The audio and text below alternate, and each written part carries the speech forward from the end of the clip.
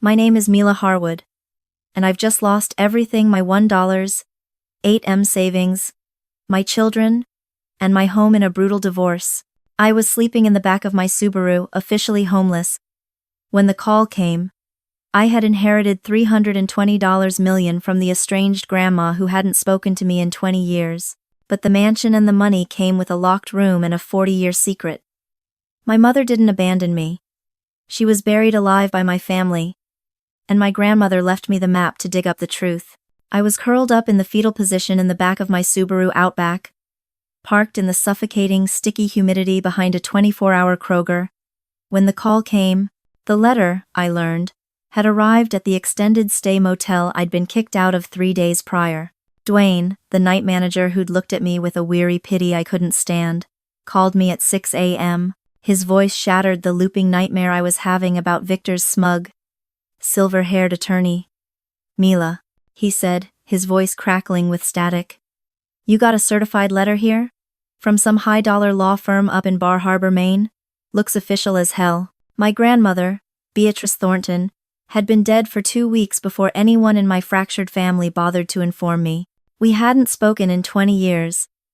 Not since I was 28, and fueled by champagne and wedding jitters, stupidly tried to ask her about my mother at my rehearsal dinner. She'd hung up on me then. A sharp, cold click that painfully echoed the one I'd get from my father 20 years later, just yesterday, when I told him I was driving north to handle her estate. The letter, when I finally retrieved it, was brief. The thick, embossed paper feeling alien in my trembling, dirty hands. "Come immediately. You have inherited the entire estate. There are conditions." Everything turned out to be a 200-year-old coastal mansion perched on 1,200 acres of prime, fog-shrouded Maine forest and $320 million resting in trust accounts I never knew existed. But when I finally stood in that salt-aired, echoing house, when I used the iron key to open the locked study on the 3rd floor, and found 40 years of meticulous handwritten notes, binders of evidence, and surveillance photos, I finally understood. I understood why my entire family had been lying to me since I was 8 years old. My name is Michelle Mila Harwood. 3 months ago, I was one of Savannah's most respected architectural historians, specializing in the preservation of antebellum and Gothic revival structures. I had a handsome, successful husband named Victor, 2 beautiful children I adored more than life itself, and a healthy $1.08 million in our joint savings. Today, I own one of the largest private estates in New England, and enough money to buy a small sovereign island.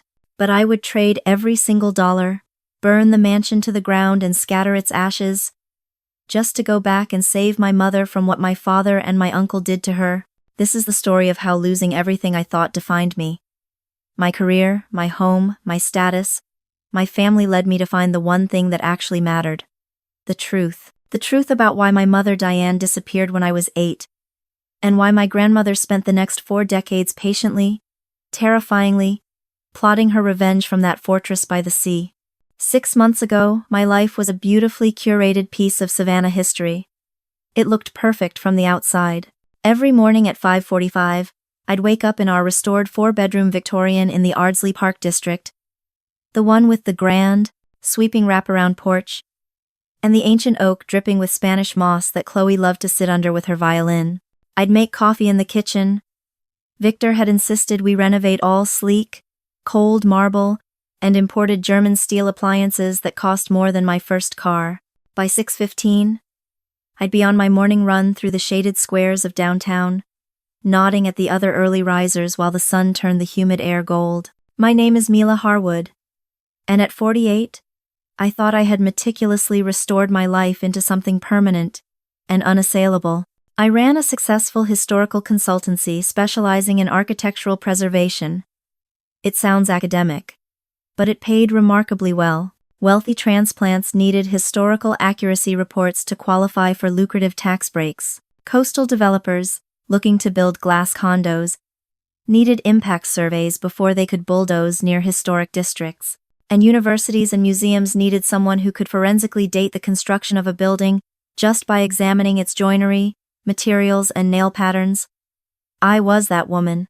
I was the woman who could spot a forged 18th century fireplace mantel from 20 paces, who could tell you the entire history of a home by the wear on its floors, but I couldn't see that my husband was meeting his lover every Tuesday and Thursday, while I was buried in the county archives analyzing blueprints from 1890. Victor and I had been married for 19 years. He was a high-profile wealth manager, one of the best in Savannah, handling the old money families, who trusted his pedigree and his discreet, confident air. He was handsome, polished, and oozed a southern charm that made other women envious at foundation galas and charity balls. He had his suits custom-made on Broughton Street, played golf 3 times a week at the landings to maintain his network, and possessed a smile that could close any deal and calm any anxious investor. Our son Liam was 17, a senior at Savannah Country Day, and the star of their sailing team.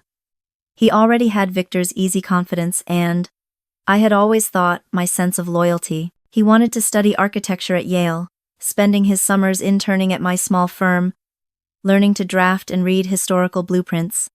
"Mom," he'd say, his eyes bright with ambition, "I want to design something that lasts 300 years, something people will fight to preserve." Chloe was 14, a freshman at the same school, a quiet, observant soul. She was a gifted musician who saw the world in melodies and moods I couldn't always hear. She'd sit on the porch for hours, her violin resting on her shoulder, playing complex classical pieces by Bach or Vivaldi that seemed to make the very Spanish moss around her sway in time. She had my mother's eyes, a deep, thoughtful, stormy gray, that I only knew from one faded photograph I kept hidden in my desk drawer, away from Victor's critiques. It was the only picture I had, Diane Harwood's eyes, looking at baby me, but turned slightly away from the camera, as if she already knew she wasn't long for that world. My mother disappeared when I was 8 years old.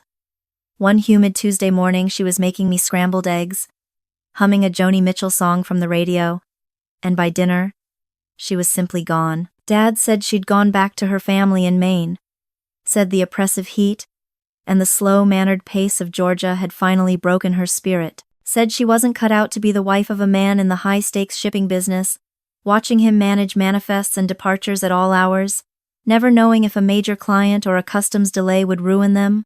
Richard Harwood ran a successful shipping logistics company out of the port of Savannah for 30 years before retiring to a golf community in Florida. He was a hard, demanding man who became brittle and silent after Mom left. He raised me alone, teaching me to appreciate history, legacy, and the value of a dollar, but never, ever teaching me to talk about feelings or ask questions about the past. When I turned 18 and announced I was going to try and find my mother, he threatened to disown me. "Some doors need to stay closed, Mila," he said, his voice flat and cold. "Your mother made her choice. You'd do well to respect it." I had one uncle, Stephen, my father's younger, flashier brother, who ran a high-end art gallery in Atlanta. He'd appear for Christmas and my birthday with extravagant, expensive gifts and dazzling stories about the priceless art he'd sourced for celebrities and museums. But when I asked, just once, about Mom, he'd get that same closed-off, stony Harwood expression that meant the conversation was over. My grandmother Beatrice was just a ghost, a name who lived in a cold mansion in Maine. My mother's mother, who had cut all contact the day Diane left. I'd tried calling her once, the day before my wedding to Victor. The conversation lasted 30 seconds. "You're Richard's daughter," she'd said, her voice like the winter wind off the Atlantic. "That's all you'll ever be." Then she hung up. The demolition of my life began on a Tuesday afternoon in April. I'd been downtown at the city archives since dawn, deep in a property dispute file from 1890. When I finally found the key document I needed to win our case, by 2 p.m., exhilarated, I decided to head home early. The report could wait until tomorrow. I wanted to surprise Victor, maybe take him to that new fusion restaurant on Broughton Street he'd been wanting to try. I pulled into our shaded driveway, noticing the unfamiliar car parked beside Victor's black BMW, a sleek, graphite gray Tesla Model S, the kind that costs more than most people's down payments. I recognized it immediately, and my stomach turned to ice. It belonged to Tessa Brennan, my biggest client. Tessa was a ruthless developer who owned half the new high-rises from Savannah to Atlanta. She was financing my firm's largest preservation survey, a contract worth $2 million over 5 years. The house was quiet when I walked in, the air conditioner humming loudly in the silence. Too quiet. Chloe was at violin practice until 5. Liam had sailing practice on the Wilmington River. I set my keys on the marble counter, noticing 2 wine glasses in the sink, stained with red. The bottle of Stag's Leap we'd been saving for our 20th anniversary was empty on the counter. I heard them before I saw them. A low murmur, then a sharp feminine laugh from our bedroom that made my blood run cold. I walked up the stairs, each polished wooden step feeling like a year of my life splintering beneath my feet. The bedroom door was half open. Our wedding photo on the dresser, us, young and hopeful, watched as my husband and my biggest client desecrated 19 years of marriage in the bed where our children were conceived. They didn't notice me at first. I stood there, frozen, for maybe 10 seconds, though it felt like a decade. Then Victor saw me. He didn't shout. He didn't even look guilty. He just pulled the sheet up, annoyance flashing in his eyes as if I were an interruption. "Mila," he said, his voice level, "you're home early." Tessa Brennan, at least, had the decency to look flustered. She scrambled for her clothes and fled without a word, her heels clicking on the hardwood, unable to meet my eyes. I heard her Tesla's silent electric hum as it pulled away, taking my career and my future with it. Victor got up, calmly pulling on his expensive silk robe. "I want a divorce," he said, as if discussing the weather. No apology, no explanation. "I've already spoken to an attorney. You should get one too." That's when I learned that Victor had been planning this for 8 months. While I was meticulously researching 19th century building codes and agonizing over the historical integrity of restored Savannah homes, he had been meticulously moving assets, documenting every business trip I'd taken, every late night I'd spent at the archives. He'd built a narrative for his attorney, painting me as an emotionally absent and unstable partner, married to my work, obsessed with the dead past, a woman who had abandoned her family for crumbling foundations and dusty blueprints. He had even, in a move of pure, calculated cruelty, suggested I might be having an affair with Dr. Aris Thorne, my research assistant, a kind, 70-year-old professor emeritus at SCAD, who was a grandfather of 6 and had retired 2 years ago. The divorce papers were served 3 days later at my small office on Liberty Street. That same afternoon, an email arrived from Tessa Brennan's corporate office, terminating our $2 million contract, citing professional differences and project timeline concerns. The news spread through Savannah's tight-knit historical preservation community like a fire jumping a dry line. Within a week, 3 more of my smaller contracts had been canceled. My reputation, built over 20 years of careful, passionate work, was destroyed in days. Victor, the trusted wealth manager, was the victim. I, the obsessive and unstable historian, was the liability. The custody hearing was the worst day of my life. A blur of clinical courtroom beige and veiled character assassinations. Victor had coached the children perfectly. Liam, my bright, ambitious boy, sat on his father's side of the courtroom, his shoulders set, refusing to look at me. When the judge asked him about his living arrangements, he said, his voice flat, "I want to stay with Dad. He's always there. Mom's never around anyway. She's always in the archives or traveling for some old building." Then Chloe, my quiet, sensitive Chloe, broke my heart completely. She stood up, her small hands twisting in her lap. "Dad cares more about us than his clients," she whispered, tears rolling down her cheeks. Mom cares more about her old buildings than she does about us. Dad's the one who comes to my recitals." She was crying when she said it, but the damage was done. Victor had rehearsed their pain. He got the house, primary custody, and, as a wealth manager, had skillfully hidden or leveraged enough of our joint assets that the court awarded him 70% of what was left. My attorney, who charged $800 an hour, told me I was lucky it wasn't worse. Lucky. I went from $8 million in savings to less than $50,000 after the legal fees were bled dry. My consultancy dissolved.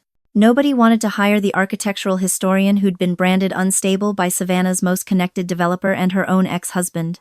I moved into the Super 8 motel off I-95, $49 a night. Weekly rates available. The room smelled of stale cigarettes, industrial carpet cleaner, and profound disappointment. I applied for jobs: museum docent, history teacher at a private school, even a clerk at an antique shop, but nothing. Tessa Brennan's reach was long, and Victor's whispers were longer. By month 2, I was down to $10,000. By month 3, I was selling everything I owned that had value: my specialized surveying equipment, my laptop with all my research, my mother's pearls, the watch Victor had given me for our 10th anniversary. I kept one framed photo of the kids from our last trip to Tybee Island, and that one single, faded picture of my mother. The motel manager, Dwayne, was a good man. When I couldn't pay, he let me slide a week, then 2. Then, with genuine regret in his eyes, he slipped an eviction notice under my door with a handwritten note. "Sorry, Mila. Corporate's watching. You got 3 days." I spent those 3 days sleeping in my beat-up Subaru Outback, showering at the gym until my membership expired, eating one meal a day at the Waffle House. And that's when Dwayne called. The call that brought me full circle, back to that humid morning in the Kroger parking lot. I sat in the Waffle House parking lot at 7 a.m., nursing a black coffee and holding the certified letter Dwayne had saved for me. My hands were shaking, not from caffeine, but from a deep, cellular exhaustion. I'd been sleeping in my Subaru for 3 nights, parked behind that Kroger, where the security cameras didn't quite reach. The envelope was thick, expensive cotton fiber paper with a law firm's name embossed in the corner: Quinlan and Associates, Bar Harbor, Maine. Inside was a formal letter, dated 2 weeks prior.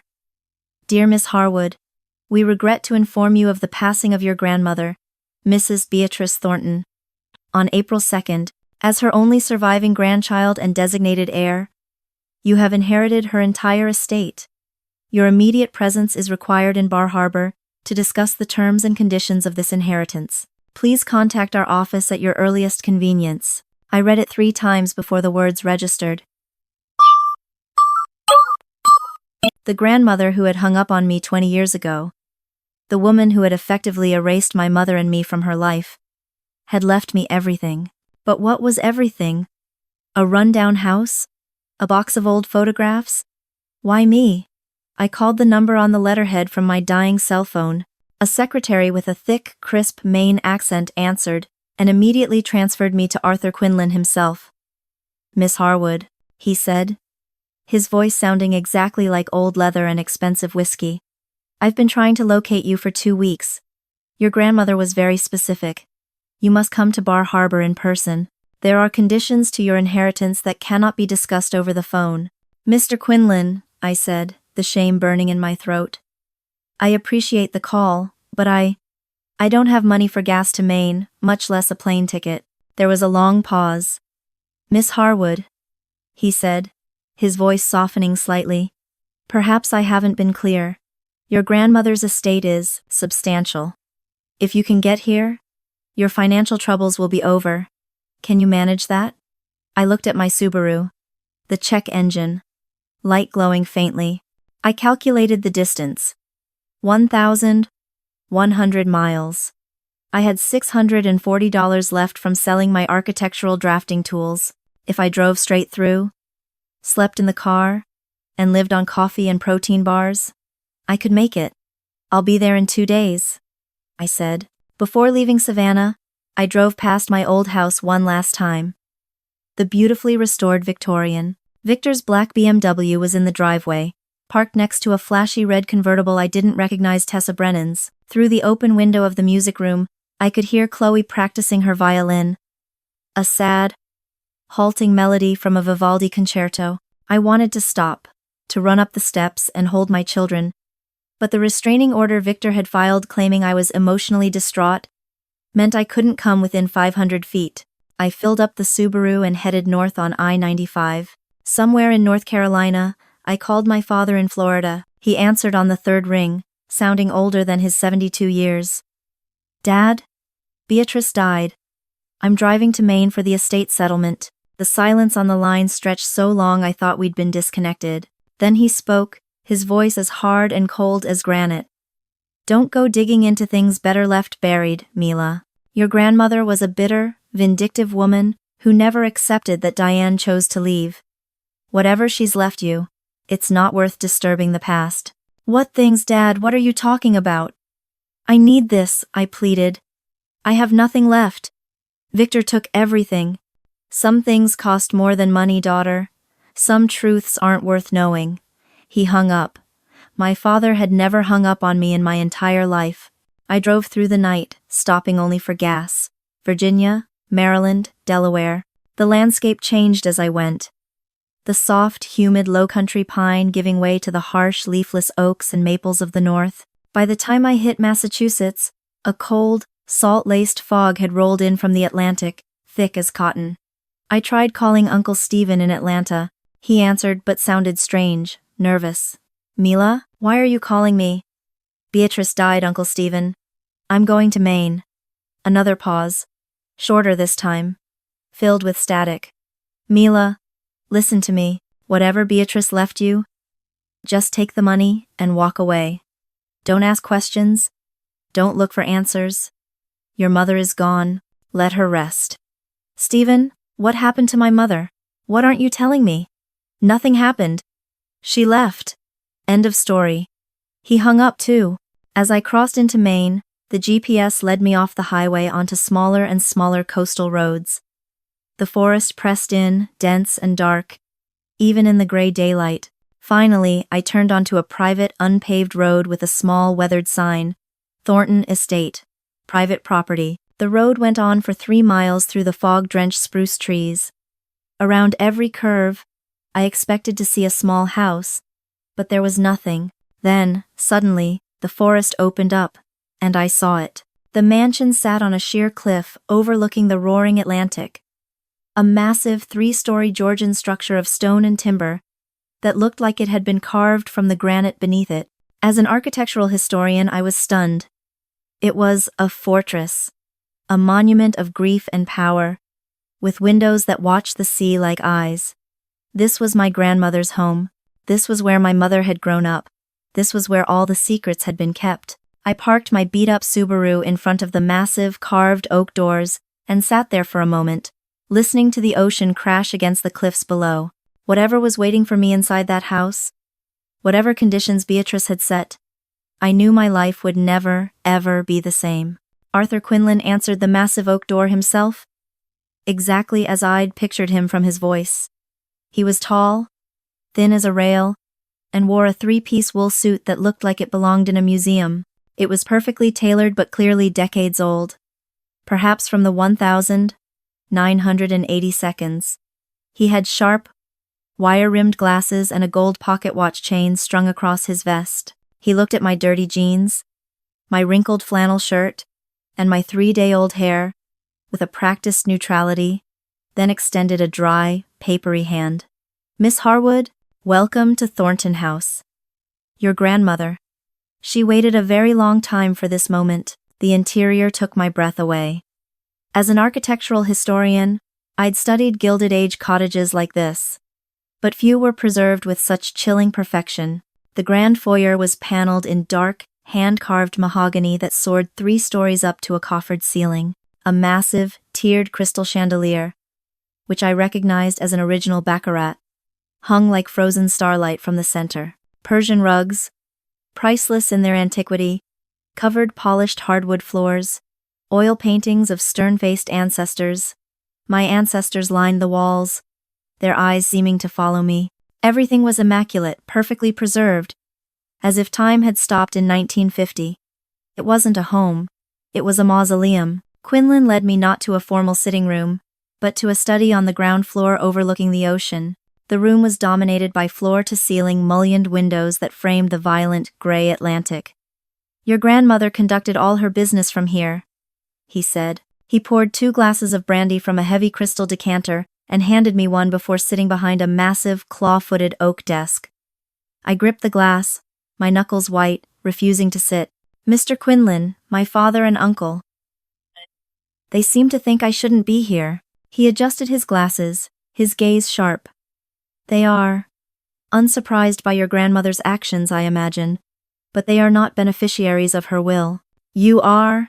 He took a sip of his brandy.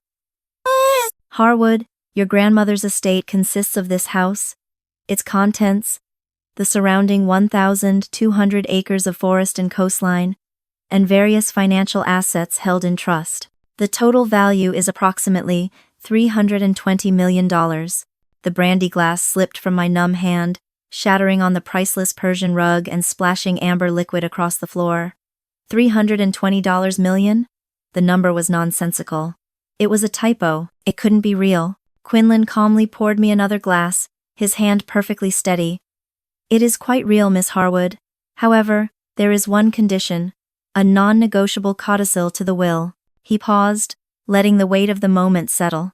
Your grandmother requires that you, and only you, uncover and document the full truth regarding your mother, Diane's disappearance and subsequent death, within 1 calendar year. My head snapped up. What? My mother. She left. She went back to Maine. Quinlan's expression didn't change, but his eyes were filled with a profound, ancient sadness. Your grandmother believed otherwise. If you refuse this task, or if you fail to complete it within the year, the entire estate, the house, the land, the $320 million is to be transferred in its entirety to the Maine Historical Society. Your grandmother, it seems, shared your passion for preservation. She just had a specific project in mind. He reached into his desk drawer and pulled out a heavy, ornate iron key. The kind I'd only seen in catalogs of historical hardware. 3rd floor, the last room on the right. Your grandmother said you would understand everything once you read what's inside. She left this for you, and only for you. He placed the cold, heavy key on the desk between us. I will be in the kitchen with Mrs. Bright, the housekeeper, when you are ready to talk. If, he added, you are ever ready to talk. The grand staircase creaked under my worn-out sneakers as I climbed to the 3rd floor. This part of the house felt different, colder. The air was still and heavy with the smell of old paper, dust, and something faintly floral, like dried roses. The hallway was dimmer than the floors below, lined with photographs, my mother. Dozens of them. Diane as a baby in Beatrice's arms. Diane as a gap-toothed child on the very cliffs I'd just seen. Diane as a teenager, looking rebellious and beautiful in a 1972 style dress. Her eyes, my eyes flashing at the camera. Pictures I'd never seen. Moments of a life I'd never known. My father had kept only one. The one I had. As if she were a footnote. Here. She was the entire story. At the far end of the hall was a heavy wooden door. Its paint peeling slightly. It had an old, imposing brass lock. The iron key felt cold and heavy in my hand. It slid in easily and turned with a loud, metallic thunk that echoed in the silence. I pushed the door open, and my breath caught in my throat. The room was not a bedroom. It was an office. A war room. It was filled with gray metal filing cabinets, 4-drawer units, at least 20 of them, each meticulously labeled. Boxes were stacked to the ceiling. But the centerpiece, the thing that made me take a step back, was the entire far wall. It was covered in a massive corkboard. A timeline in my grandmother's elegant, faded handwriting. 40 years of investigation, mapped out like a general planning an invasion. Strings of red and black yarn connected photographs, names, dates, and documents. I walked, stunned, to the desk in the center of the room. It was covered in documents, neatly stacked. On top, placed as if waiting for me, was a worn, leather-bound book. I opened it. My mother's handwriting, elegant and precise, filled the page. Diana's diary, 1985. I sank into the desk chair, my legs giving out. I read for hours, my world dissolving page by page. August 4th, 1985. Richard's brother Stephen came by again today. They always go into the study and whisper when they think I can't hear. Something about the manifests, about special cargo from Europe. It doesn't add up. August 20th, 1985. I found receipts hidden in Richard's tackle box. Of all places. He doesn't fish. They're for a climate-controlled storage unit in Savannah. He's not just importing shipping supplies. This is something else. He's using the logistics company as a cover. I read on, my horror growing. My mother, an intelligent, observant woman, had discovered that my father, Richard, and my uncle Stephen were using the family shipping business as a front for a sophisticated smuggling operation, moving stolen art and priceless antiquities from Europe and Asia, distributing them through Stephen's high-end art gallery. Then I found the other file. The one labeled The Intervention, a police report dated September 14, 1985. Never officially filed, but obtained by a private investigator. Diane Harwood attempted to report suspected smuggling activity. Claim dismissed due to husband's psychiatric intervention. Subject appears delusional. The psychiatric intervention, I tore through the filing cabinet labeled H. I found the commitment papers. Diane Harwood, involuntarily committed to the Stonecroft Psychiatric Facility in northern Maine on September 15, 1985.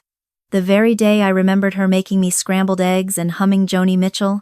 The papers claimed she was delusional, paranoid, a danger to herself and her child. Signed by Richard Harwood. Signed by Stephen Harwood.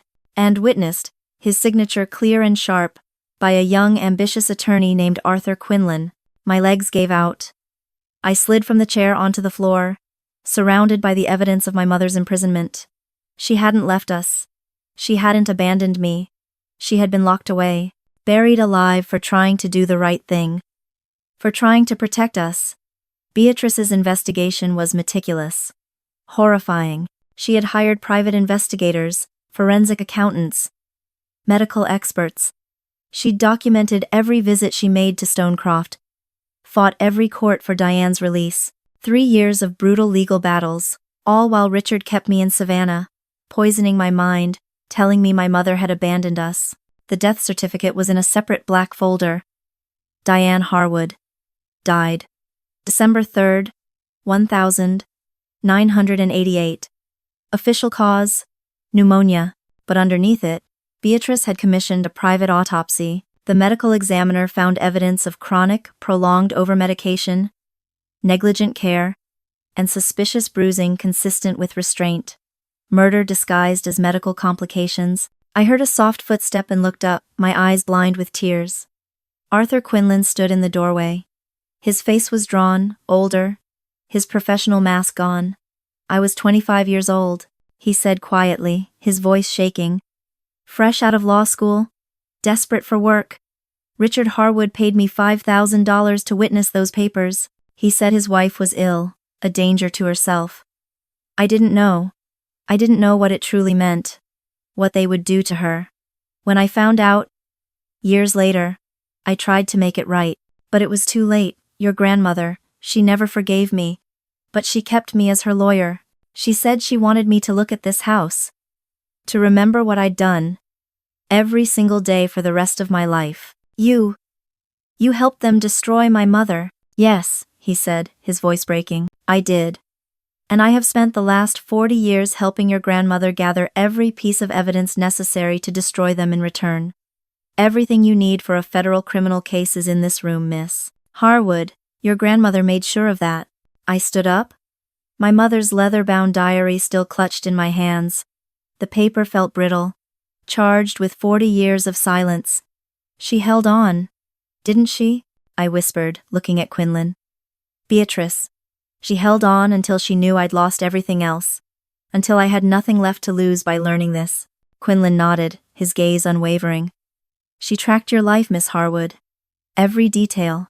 He gestured to another set of filing cabinets I hadn't noticed. One's labeled M. H.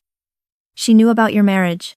She knew about your children. She knew about Victor's financial strategies and his infidelities. She had investigators following him before you caught him. My blood ran cold. She knew? She knew what he was doing to me and she did nothing? She did what she felt she had to, Quinlan said, his voice firm. She couldn't warn you, because you wouldn't have believed her. You were happy. You were insulated by the life your father's money and your husband's had built for you. You would have dismissed her as the bitter, vindictive woman your father always claimed she was. She waited. She waited 40 years for justice, and she knew it could only be delivered by someone who had nothing left to protect. She knew, perhaps even before you did, that Victor was about to detonate your life. And so, she made her own preparations. She knew exactly when to die, to bring you here, to this room. Your grandmother was the most patient woman I have ever known. I spent the next 3 days in that room. I didn't sleep. I barely ate. Mrs. Bright, the silent housekeeper, would leave trays of food and pots of hot coffee outside the door, which I'd retrieve when she was gone. I read every document, every report, every letter my grandmother had collected. 40 years of evidence that painted a picture not of a simple smuggling operation, but of systematic, sociopathic evil. Richard and Stephen hadn't just destroyed my mother. They had destroyed others. I found files on a port inspector who fell from a container ship in 1987, a customs agent who died in a hunting accident in 1991. 6 families connected to their operation. People who asked too many questions, who got too close. My mother was just the one who got closest to exposing them all. On the 4th day, my eyes raw and burning from reading, I found a series of notebooks kept by Beatrice herself. They detailed her weekly visits to Stonecroft, and in every entry, one name appeared: Opal Morgan. I called Quinlan at his office. "Who is Opal Morgan?" "She's the caretaker," he replied. "She still lives in the cottage at the edge of the property. She was your grandmother's only confidant in this. She was a nurse at Stonecroft in the 1982nd. I found her in the small, tidy stone cottage, a tiny woman of 78, who moved with a wiry, restless energy. She was tending to a garden of vibrant, defiant roses despite the cold coastal wind. She made tea while I sat at her small kitchen table, my hands wrapped around the warm mug. The walls of her cottage were covered in photos. Not of her family, but of my mother. "I was on duty the day they brought Diane in," Opal said, her voice steady but laced with an ancient anger. She wasn't delusional. She was terrified, but she was lucid. She kept saying, "He's lying. They're lying. Check the manifests. Please, protect my daughter." Your father, Richard, he paid the chief of staff a great deal of money to keep her comfortable. That meant sedated. Heavily. Your grandmother, she continued, visited Diana every single week for 3 years. She'd drive 4 hours each way, in blizzards, in rain. She'd sit with your mother, who was often drugged so heavily she could barely speak. But Beatrice never gave up. She'd read to her. She'd show her photographs. She hired lawyers, filed appeals, even tried to have her transferred. The courts always sided with Richard, a prominent businessman's word against a disturbed wife and her overbearing mother.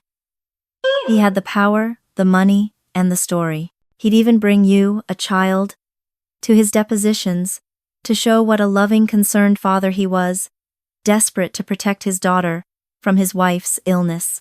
After Diana died, Beatrice didn't collapse. She hardened. She focused.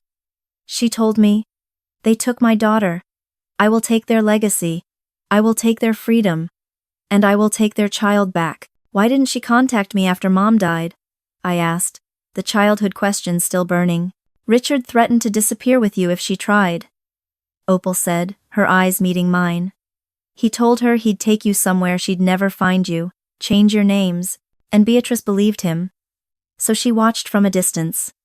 She hired investigators to photograph your first day of kindergarten, your high school graduation, your wedding to Victor. She has albums full of pictures of you growing up, Mila. Every report card, every piano recital, every architectural award. She knew about all of it. Opal led me back to the main house, to a locked drawing room on the 2nd floor that Quinlan hadn't shown me. It was not a war room. It was a shrine. The walls were covered with framed photographs of me. Me at my college graduation. Me at my wedding. Smiling. Holding Victor's hand. Me, holding a newborn Liam. Me, with Chloe at her first violin recital. My grandmother had been there for all of it. Invisible, but watching. "She knew Victor was cheating 6 months before you found out," Opal said quietly, confirming Quinlan's words. "She had investigators documenting everything, every lunch, every hotel. She could have warned you. She could have sent you the photos." "Why didn't she?" I whispered. my heart breaking for a different reason now. Because, Opal said, touching my arm, she said you needed to lose everything to be ready for the truth. You needed to have nothing left of the life Richard's lies built for you before you could accept what he'd done. She knew this day would come. She was just waiting for you to be ready. That afternoon, I returned to the third-floor study. I picked up the phone and called the direct line for Detective Raymond Walsh of the Maine State Police. His name was at the top of a list in Beatrice's final notebook. Under the heading, "Contact when Mila is ready." Within 3 hours, the quiet, preserved mansion was full of uniformed officers and sober-faced detectives. The evidence was overwhelming, perfectly packaged by Beatrice and Quinlan over 4 decades. Financial records showing money laundering through Stephen's art gallery. Bank transfers to the director of the Stonecroft facility.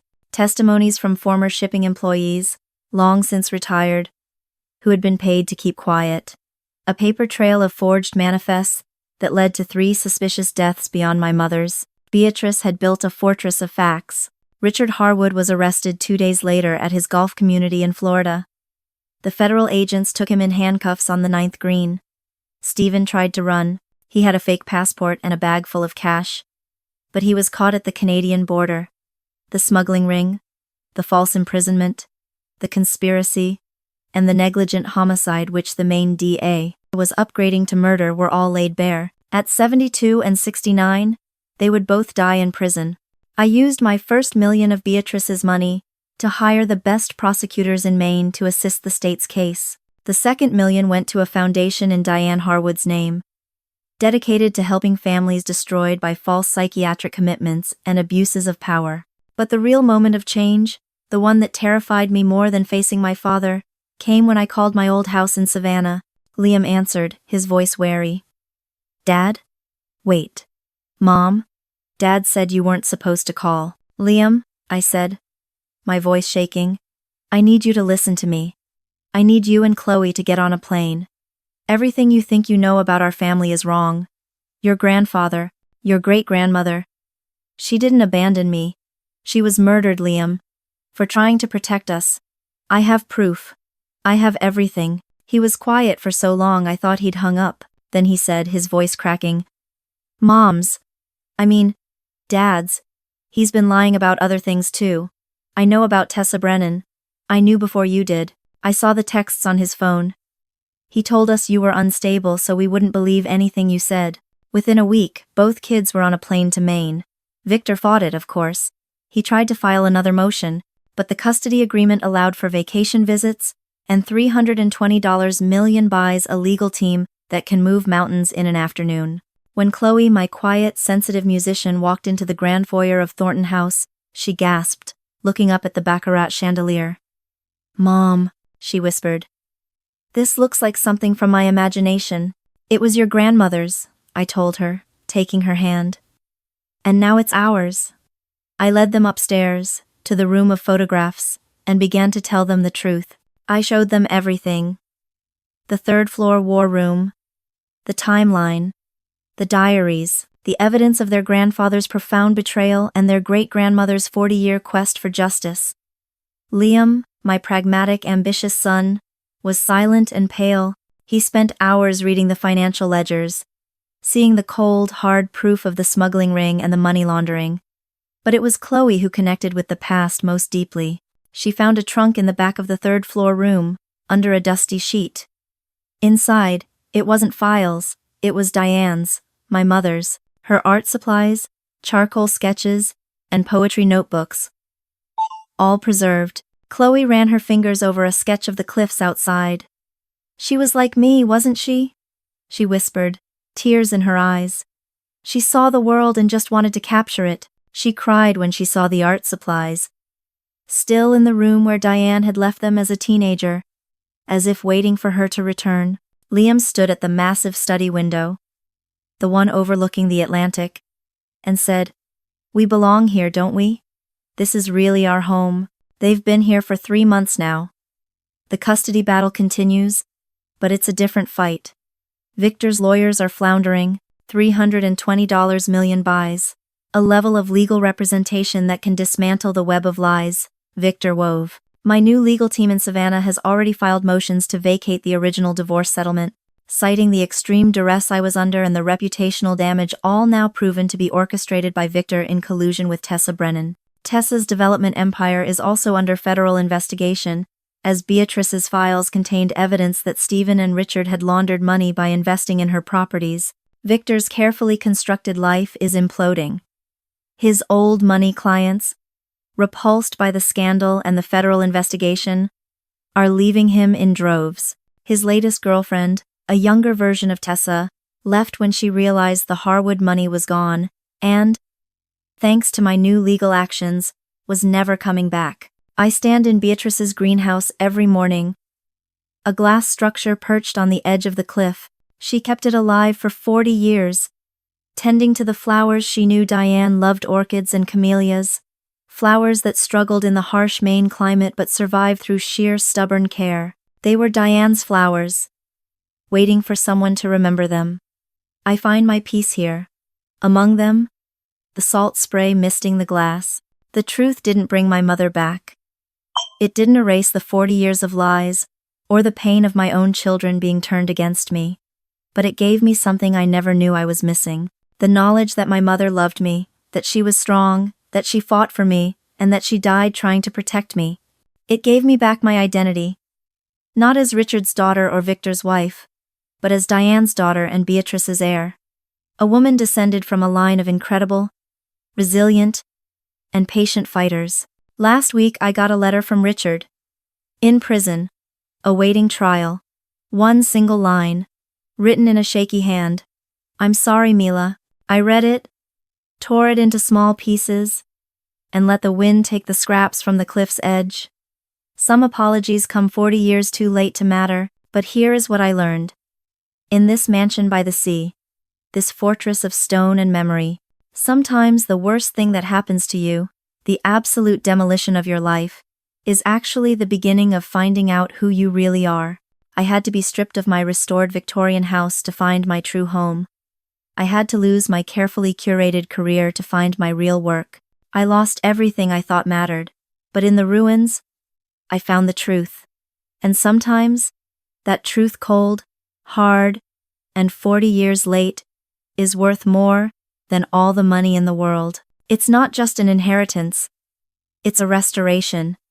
The restoration of a name, a memory, and a future for my children, built not on a foundation of lies, but on the granite bedrock of what is real.